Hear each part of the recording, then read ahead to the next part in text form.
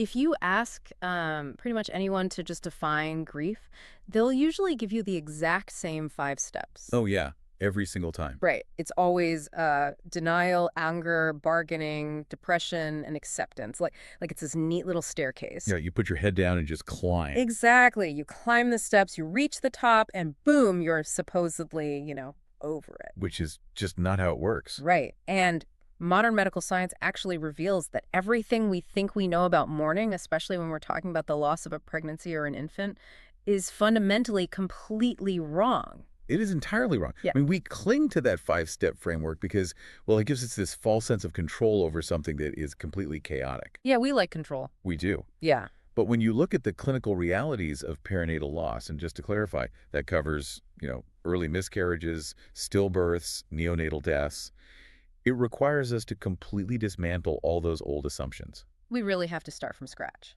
We do, Mm. because we are looking at this incredibly rare, devastating intersection where birth and death literally collide. Wow. Yeah. Usually, those are the absolute opposite bookends of human existence, right? Right. They don't happen at the same time. Exactly. But when they happen in the exact same room, at the exact same time, the brain's typical, processing machinery just sort of short circuits. And that is exactly what this deep dive is all about today. Because whether you're listening because maybe you or your partner have personally experienced a miscarriage, or maybe you just want to know how to be like a truly emotionally intelligent support system for your friends when the unimaginable happens. Which is so important. It really is. So we are getting into the actual mechanics of mourning. We're going to explore why the brain processes this specific trauma so differently. And how to actually help someone without, accidentally making their pain so much worse. Exactly. So to start us off, I have to ask, how does a human being even begin to process the death of someone they haven't entirely met yet? Yeah. So to understand that, we first have to separate two words that most people just use interchangeably. Okay, what are they? Bereavement and mourning. Oh, I definitely use those to mean the same thing. Most people do. But bereavement is simply the internal emotional state of being without a valued other. It's that, that profound, invisible feeling of sadness. Okay. Mourning is entirely different. Mourning is the culturally mandated machinery that we use to process death. Like the rituals. Yeah. Exactly. It's the funeral. It's wearing black, taking time off work. It's the casseroles that your neighbors drop off. Right, the casserole. Mourning is public and communal, Mhm. but bereavement is private. Okay, so let me unpack this. The breakdown happens because our culture has plenty of mourning rituals for, say, an 80-year-old grandfather who passes away. Right. But we have almost zero public rituals for a 9-week miscarriage. Precisely. Which leaves the parent stranded in what psychologists call ambiguous loss. Ambiguous loss. Yeah, they are grieving a psychological reality that just lacks a physical presence. I mean, in early miscarriages, they might never have even seen the baby. Wow. So they're mourning a future, an imagined lifetime, or even just the sudden loss of the identity of being pregnant. Because that's a huge identity shift. It's massive. Yeah. And because the loss is ambiguous, society tends to sort of withhold that traditional machinery of mourning we just talked about. It's like preparing this elaborate, beautiful nursery for a VIP guest. You change your whole life for them. Yeah, that's a good way to put it. But then the guest never arrives, and society tells you it's, like, impolite to talk about the empty room. You're just supposed to close the door and move on. Which is devastating. Right.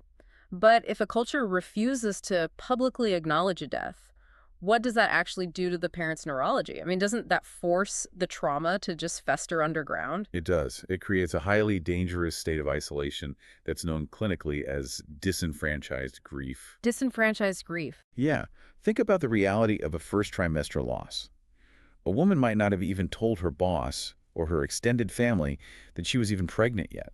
Oh, right, because of that wait 12 weeks rule people do. Exactly. So she experiences this profound physical and emotional loss on a Tuesday, and on Wednesday she's sitting in a marketing meeting actively bleeding, and she's expected to just care about quarterly projections. That's horrifying to even think about. It is, and when the people around you don't acknowledge your loss, your brain internalizes a toxic message. It tells you your pain is not valid. And I imagine that completely stalls any sort of natural healing Oh, process. absolutely. It leads directly into something called complicated grief, Complicated grief. right? So normal grief, as excruciating as it is, it naturally integrates into a person's life over time. The brain adapts. Okay. But complicated grief is chronic. It's this highly disruptive, prolonged state of detachment. Because society didn't validate the loss, the brain gets stuck in a loop of intense, unresolvable pain. Wow, so it literally gets stuck. Yes, leaving the individual incredibly vulnerable to long-term psychological risks. Which brings us to a massive myth that we really need to dismantle today. Let's do it. Because if the goal isn't just to, get over it or find some mythical sense of closure, which I know is a pretty heavily debated word right now anyway, Widely debated, yes. how does the human brain actually process this behind closed doors? Well, for decades, the psychiatric consensus was that the ultimate goal of grief was detachment. Detachment, like cutting the cord. Exactly. The idea was that you sever the emotional ties with the deceased so you can, free up that energy to move on with your life. Right. But modern psychology has completely reversed course on this. Really? Completely reversed. Completely. We now operate on what's called the continuing bonds theory. Continuing bonds. Right. The goal of healthy grieving is not detachment at all. It is actively incorporating the loved one into your ongoing future life. Okay, that makes so much intuitive sense. Because the tragedy of a perinatal loss is that the parents were robbed of the time to build those memories in the first place. Exactly. They don't have a lifetime of memories to look back on. So they have to deliberately engineer them. Like, they keep ultrasound photos in their wallets, or they save a little lock of hair, or they plant a tree in the yard. Yes. They aren't doing that because they're, like, stuck in the past. They're doing it to forge a psychological connection that carries into the future. That's spot on. They are building a permanent bond. And while they're building that bond, they are also surviving the day-to-day reality of the trauma through a mechanism called the dual process model. The dual process model. Okay, what is that? Well, the human nervous system simply cannot sustain the peak intensity of raw, screaming grief indefinitely. Right. Your body would just give out. It would literally destroy the body. Yeah. So instead of sitting in a continuous state of agony, Hmm. individuals naturally oscillate. They bounce back and forth. Yeah, they swing rapidly back and forth between behaviors focused on the loss, like crying, yearning, looking at photos, Huh. and behaviors focused on restoration, Like what? like going to the grocery store, laughing at a movie, or planning a vacation. Wait, let me challenge that for a second. Sure. Because if I'm at a hospital and I see a mother who just lost a baby an hour ago, suddenly, I don't know, scrolling on her phone, laughing at a text message, or asking what's on the lunch menu. Yes, I know where you're going with this. My immediate instinct, and I think a lot of people listening would feel this exact same way, is that she has snapped. Right. Like, my gut reaction would be that she's in massive psychological denial and needs a psychiatric intervention immediately. Are you telling me that is a healthy response? It is completely healthy, and it is vital that we stop judging grieving people for it. Really? Yes. What you were describing is the dual process model in action. That mother is not in clinical denial. She's not. No. True denial is a subconscious defense mechanism where the brain completely rejects a distressing reality to protect itself. Okay. The mother, asking for a lunch menu, knows her baby has died. But her brain is pulling a circuit breaker. Oh, wow. A circuit breaker. Yeah, she's taking a conscious restorative break to find temporary relief from an emotional weight that is currently just too heavy to hold. That is incredibly liberating to hear. I mean, if you're listening to this and you felt guilty because you caught yourself laughing or, just feeling normal for a few hours after a terrible loss, your brain was just doing its job. Exactly. It was keeping you alive. It's taking a restorative break. Yeah. So, knowing that the brain oscillates like that to protect itself, what does the actual lived reality of this grief feel like for parents? Well, psychologists map out parental grief in 3 distinct overlapping phases. Okay, what's the first one? The first is acute distress. This is the initial shock. Parents describe an overwhelming brain fog, a feeling of numbness, or just being trapped in this trance-like nightmare. And the cruelty of that acute phase is the sheer volume of cognitive decisions that are forced upon them. Unbearable. They're in a state of absolute psychological shock, yet medical staff have to come in and ask them if they want an autopsy, what funeral home to call, or if they consent to organ donation. Yes. It's a staggering cognitive load when you can barely remember your own name. It is an immense burden. And as that initial numbness starts to wear off, they transition into the second phase, which is intense grief. Intense grief. Right. This is defined by profound emptiness, anger, and yearning. And this is where the sheer physical reality of perinatal grief becomes undeniable. Okay, this part is where it really hit me when going through the sources. We almost exclusively talk about grief as an emotion, right? Yes, we treat it like a feeling. But the medical realities show how deeply physical it is. It's almost like a phantom limb. That's a perfect analogy. The physical presence is gone, but the neurological wiring is still firing, sending intense pain signals for something that just isn't there anymore. Exactly. Women report that their arms literally, physically ache to hold a baby. Wow. They experience auditory hallucinations where they hear phantom cries in the house. And then, of course, there is the absolute biological cruelty of lactation. Right. The body doesn't know the baby didn't survive.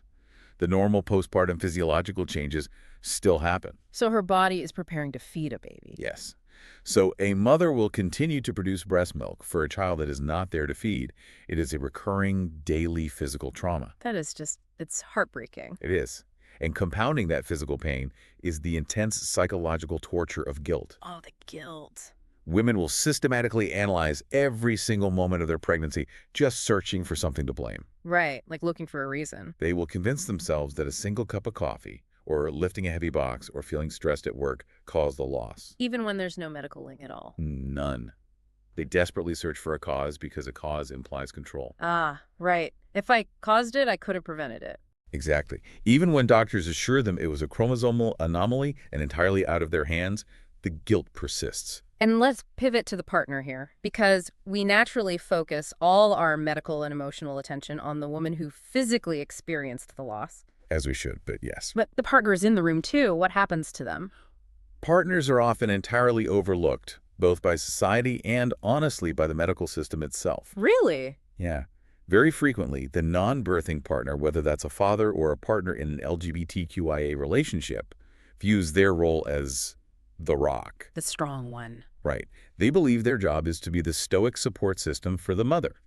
So they actively suppress their own devastating grief. But burying that kind of trauma doesn't make it disappear. Doesn't that just create this pressure cooker that inevitably blows up the relationship? It creates a massive silent rift. Consider what happens when couples have mismatched timelines for their grief. Mismatched timelines. Yeah, so the mother might be deep in the intense phase of grief, actively mourning, crying, while the partner is throwing themselves into work to avoid the pain. Ah, I see. The mother interprets his stoicism as him not caring about the baby, while the partner thinks he's being a hero by keeping the family functional and paying the bills. Wow, what a tragic misunderstanding. It really is. This lack of communication destroys intimacy. They often have completely different timelines for when they feel ready to be physically affectionate again, too. That makes sense. If the partner's grief isn't brought into the light and validated, the foundation of the relationship can easily crack. Which makes the third phase of the psychological model so important, right? Reorganization. Yes, reorganization. Notice we are not using the word recovery here. No, definitely not. You don't recover from an amputation. You reorganize your life around it. Parents eventually return to daily functioning. They find new meaning, but the grief continues. It's always there. They will always feel the weight of the due date or the anniversary of the loss. Exactly. The goal isn't to cross a finish line. The goal is to learn how to carry the weight. So, if the weight never truly goes away, how do medical professionals and, those of us just trying to be good friends actually help someone in the darkest moment of their life? That's the big question. How do we help them carry it without making it worse? Well, clinical nursing relies heavily on a framework called Swanson's caring theory. Swanson's caring theory. Yeah, it outlines specific emotional targets.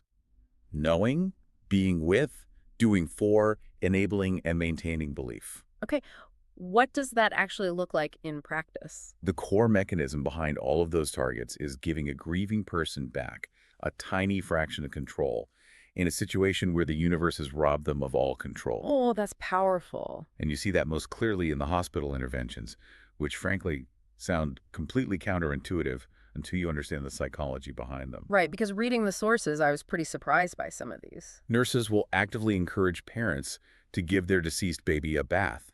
They will help them comb the baby's hair, apply lotion, and dress them in clothes.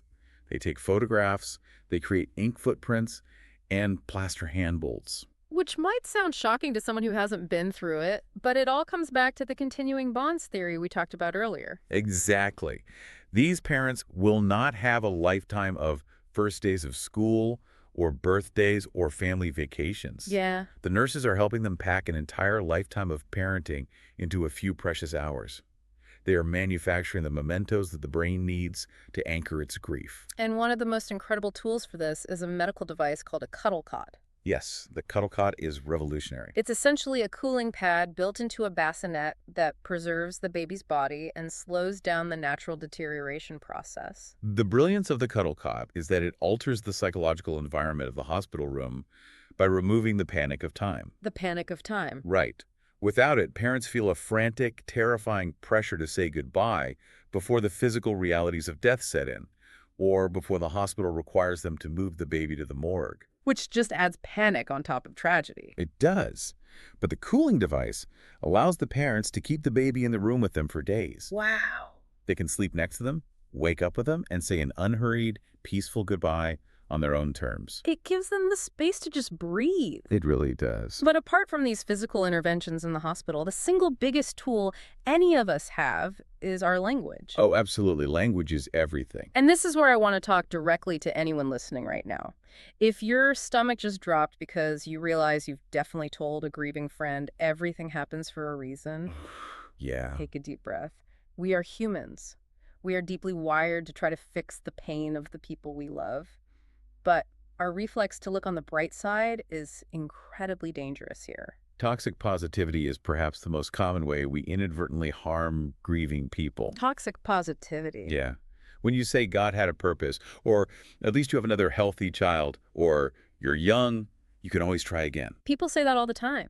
They do. Mhm. But you are actually comforting them when you say that. You are trying to alleviate your own discomfort with their sadness. Yes. It's like walking up to a grease fire in a kitchen and throwing a bucket of water on it because, hey, water puts out fires. That is such a great analogy. You think you're helping, but the science of a grease fire dictates that the water will instantly vaporize, aerosolize the oil, and blow the fire across the entire room. Exactly. Offering a cliche to a grieving parent is throwing water on a grease fire. You are invalidating the absolute reality of their nightmare. That is the perfect way to look at it. The ultimate goal of a nurse, a partner, or a best friend is not to fix the pain. Because you can't. The pain is unfixable. Your job is to simply sit comfortably in the silence alongside them. Just be there. Yes. Researchers find that the most effective interventions are simple, validating statements. I am so sad for you, this must be agonizing. Or simply, I am right here and I am listening. And part of that listening involves a technique called mirroring, right? Yes, mirroring is crucial. If a friend calls the loss a pregnancy, you call it a pregnancy. If they use the baby's name, you use the baby's name. Right.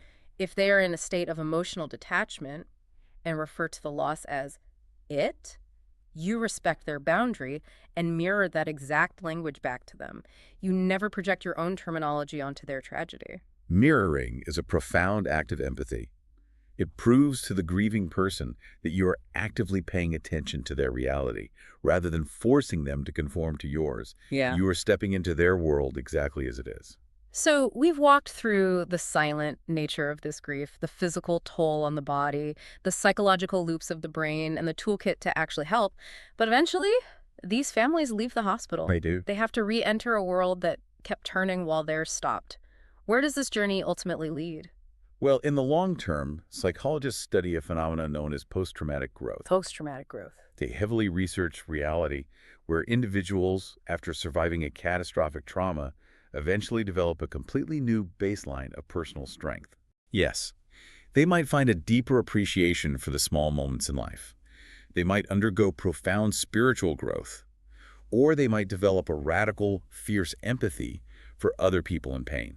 But it is crucial to note that this growth does not erase the grief. They aren't better because their baby died. No, absolutely not. Mhm. The growth and the grief run parallel to each other. They coexist. Exactly. A mother might start a charitable foundation and find immense purpose in her life, but she will still cry on the anniversary of her loss. Right.